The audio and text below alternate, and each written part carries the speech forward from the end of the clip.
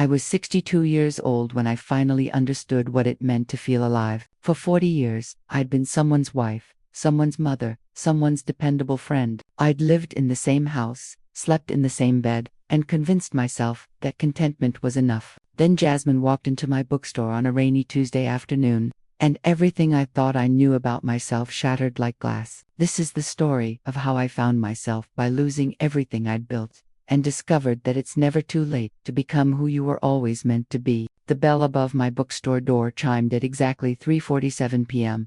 I remember because I'd been watching the clock, counting down the minutes until I could flip the sign to closed and retreat to my apartment upstairs.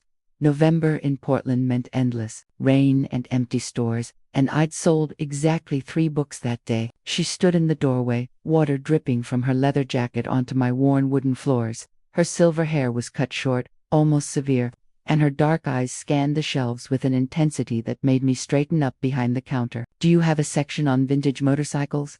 Her voice was low, slightly raspy, with a hint of an accent I couldn't quite place. "Back left corner, near automotive," I said, my standard customer service tone firmly in place.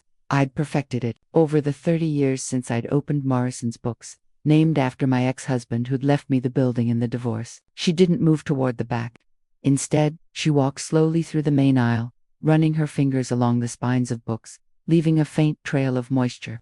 She was tall, maybe 5'10", and moved with a confidence I'd never possessed. I guessed she was around my age, perhaps a few years younger, with laugh lines that suggested she'd lived a life worth smiling about. "I love the smell of old bookstores," she said, not looking at me.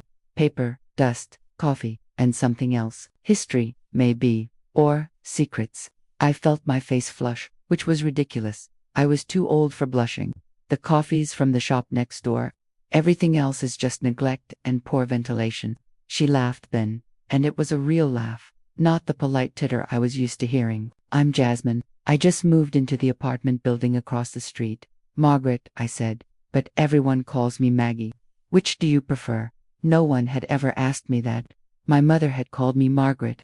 My ex-husband had called me Maggie. My daughter called me Mom. I realized I didn't know which name actually felt like mine. "I'm not sure," I admitted. Jasmine finally looked directly at me, and I felt something shift in my chest, like a door opening in a room I'd kept locked for decades. "That's honest. I like honest." She bought 3 books that date, 2 on motorcycle repair, and 1 collection of Adrienne Rich poetry that made me raise my eyebrows. As I rang her up, our fingers touched briefly when I handed her the receipt, and I felt a jolt of electricity that I immediately dismissed as static from the weather. "I'll be back," she said at the door. "I always need more books." After she left, I stood at the window watching her cross the rain-slicked street, and for the first time in years, I felt something other than the comfortable numbness I'd learned to call peace. Jasmine kept her promise. She came back the next day, and the day after that, and soon her visits became the part of my day I looked forward to most. We fell into an easy rhythm. She'd browse, we'd talk, and sometimes she'd buy a book, but often she wouldn't, and I didn't care. 2 weeks after we met, she invited me for coffee at the shop next door. I almost said no. I had inventory to organize, orders to place, a million small tasks that suddenly felt like excuses rather than reasons. But something in her eyes made me untie my apron and flip the sign to Bach in 15 minutes. The coffee shop was warm and crowded, smelling of cinnamon and espresso. We found a small table by the window, our knees almost touching in the cramped space. "So, Margaret Tormagi," Jasmine said, wrapping her hands around her mug. "Tell me something real about yourself, not the bookstore owner version, the actual you." I stirred my latte, watching the foam swirl. "I'm not sure there's much difference." I don't believe that. I looked up at her, at those dark eyes that seemed to see right through my carefully constructed walls. "I've been divorced for 12 years. I have 1 daughter who lives in Chicago and calls me every Sunday out of obligation. I read 3 books a week and haven't been on a date since 2015. I'm 62 years old, and most days I feel like I'm still waiting for my real life to start." The words tumbled out before I could stop them, and I felt my face burn with embarrassment. "I'm sorry. I don't know why I said all that, because I asked for something real, and you gave it to me." Jasmine reached across the table and covered my hand with hers. "Thank you." I should have pulled away. It was too intimate, too familiar, but her hand was warm and strong, and I let it stay there, feeling my heart beat faster in my chest. "My turn," she said. I spent 30 years as a photojournalist, traveling to places most people can't find on a map. I've been married twice, both to men who wanted me to be someone I wasn't. I have no children, and no regrets about that. I moved here because I was tired of running from myself, and I thought maybe it was time to figure out who Jasmine actually is when she's not performing for someone else's camera. Did you? I asked. Figure it out. I'm getting there. She squeezed my hand gently before letting go. I realized I spent my whole life photographing other people's truths because I was afraid to face my own. We sat in silence for a moment, the noise of the coffee shop fading into background static. I felt seen in a way I'd never experienced before, not even in my marriage, not even with my closest friends. Can I tell you something? Jasmine's voice was quieter now. That first day in your store, I wasn't actually looking for motorcycle books. No. I saw you through the window, and I thought you looked sad and beautiful and like someone I wanted to know. So I made up an excuse to come in. My breath caught in my throat. Why? Because, she said simply, sometimes you see someone and you just know they're going to matter. The next few weeks passed in a blur of conversations that stretched late into the evening, shared meals at the Indian restaurant down the street, and a growing awareness that what I felt for Jasmine was nothing I'd ever experienced before. It terrified me. I'd been attracted to women before. I wasn't naive enough to deny that, but I'd always pushed those feelings down, filed them away under inappropriate thoughts, and moved on with my acceptable, conventional life. My marriage had been comfortable, if not passionate. I'd assumed that's what adult relationships were supposed to be. But Jasmine made me feel like I was burning from the inside out. It was a Friday evening when everything changed. I'd closed the store early, and Jasmine had invited me to her apartment for dinner. Her place was the opposite of mine, filled with photographs from her travels, colorful textiles from Morocco, masks from Ghana, a motorcycle helmet sitting casually on a bookshelf. You've lived an incredible life, I said, studying a black and white photograph of women in traditional dress, their faces full of joy and strength. I've lived a complicated life, Jasmine corrected, coming up behind me with 2 glasses of wine. Incredible is debatable. She handed me a glass, and our fingers touched again, that same electric current passing between us. But this time, neither of us pulled away. Maggie, she said softly, can I ask you something? I nodded, not trusting my voice. Have you ever been in love? Real, consuming, terrifying love? I thought about my ex-husband, about the affection and partnership we'd shared. I thought I was, but now I'm not sure I knew what love actually felt like. And now, her voice was barely a whisper. I looked at her, at this woman who'd walked into my store 6 weeks ago and turned my entire world upside down. Now, I think I'm starting to understand. Jasmine set down her wine glass and took mine from my trembling hand. I need to tell you something. I'm gay, Maggie. I've known since I was 16, but I spent decades trying to be something else because it was easier, because it was safer. Those marriages I told you about, they were lies, I told myself. And I'm done lying.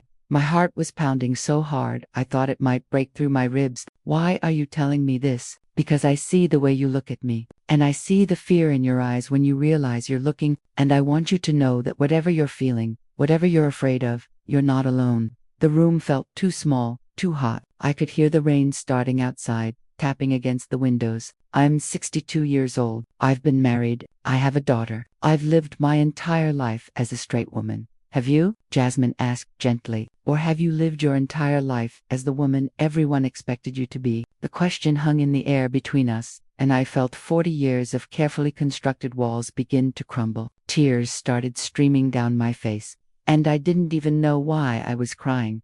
Jasmine pulled me into her arms, and I let myself collapse against her, sobbing into her shoulder. She held me tight, stroking my hair, whispering that it was okay, that I was safe, that I could take all the time I needed. When I finally pulled back, she cupped my face in her hands and wiped my tears with her thumbs. You don't have to decide anything tonight, or tomorrow, or ever. But I want you to know that I'm falling in love with you, Margaret. And if you feel even a fraction of what I'm feeling, that's enough for me. I kissed her then. I didn't think about it, didn't analyze it, didn't let fear stop me. I just leaned forward and pressed my lips to hers, and it was like coming home to a place I'd never been before.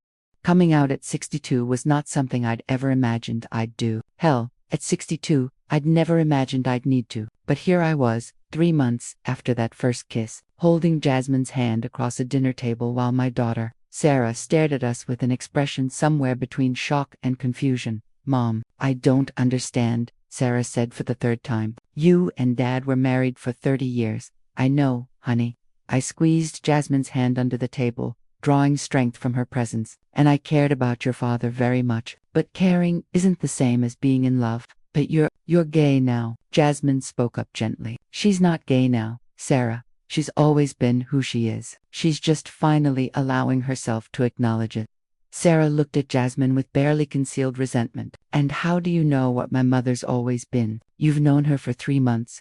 You're right, I said, my voice stronger than I felt. Jasmine hasn't known me my whole life, but the truth is, neither have you. Neither has anyone, really, because I haven't let anyone see the real me, including myself. I took a sip of water, gathering my thoughts. When I was your age, being gay wasn't an option. It wasn't something you admitted, not in my family, not in my world. So I did what I was supposed to do. I married a good man, had a beautiful daughter, ran a respectable business, and I told myself I was happy. Were you? Sarah asked, her voice smaller now. Sometimes, I admitted, but I was never whole. There was always this part of me I kept locked away, this version of myself I was afraid to let out. And now, at 62, I'm finally brave enough, or maybe just tired enough of hiding, to be honest about who I am. The restaurant around us buzzed with conversation and clinking silverware, but our table felt suspended in silence. Sarah's eyes were wet with tears. I feel like I don't know you, she whispered. That my heart broke a little. I know, sweetheart. I'm still your mom. I'm still the person who sat up with you when you had nightmares, who taught you to ride a bike, who embarrassed you at your high school graduation by crying too loud. I'm just also someone who falls in love with women, specifically with this woman. I looked at Jasmine, who smiled at me with such tenderness that I felt tears spring to my own eyes. She makes me feel alive in a way I've never felt before. She makes me want to be brave. And yes, it's scary and unexpected, and probably seems crazy to you, but for the first time in my entire life, I feel like I'm actually living instead of just existing. Sarah was quiet for a long moment, twisting her napkin in her hands. Finally, she looked up at Jasmine. Do you love her? More than I knew it was possible to love someone, Jasmine said without hesitation. And you're not going to hurt her. Not intentionally, but love is complicated, and I'm human, so I'll probably mess up sometimes. But I promise you, I'll spend every day trying to make her as happy as she makes me. Sarah nodded slowly, then turned back to me. Okay, I don't fully understand this yet, and it's going to take me some time to process. But you're my mom, and I love you, and if this is who you really are, then I want you to be happy. I started crying then, relief and gratitude washing over me in waves. Sarah came around the table and hugged me tight, and I held on to my daughter like she was the only thing keeping me grounded. Thank you, I whispered into her hair. Thank you for trying to understand. Later that night, back in Jasmine's apartment, I stood at the window watching the city lights reflect off the wet streets below. Jasmine came up behind me, wrapping her arms around my waist. That was brave, she murmured against my neck. You were amazing. I was terrified. Bravery and terror often go hand in hand. She turned me around to face her. I'm proud of you, Margaret. I smiled at the use of my full name. Somewhere along the way, I'd realized that's who I wanted to be, not Maggie, the accommodating bookstore owner, but Margaret, the woman who was finally learning to take up space in her own life. I'm proud of me too, I said, and meant it. 6 months ago, I thought my life was essentially over, or, at least, the interesting parts were behind me. I thought I'd missed my chance at real passion, real authenticity, real love. I thought being 62 meant settling into who I'd always been, and accepting that as enough. Jasmine taught me that it's never too late to become who you were always meant to be. Our relationship isn't perfect. We argue about politics and whose turn it is to take out the trash, and whether motorcycle trips at our age are sensible. I say no.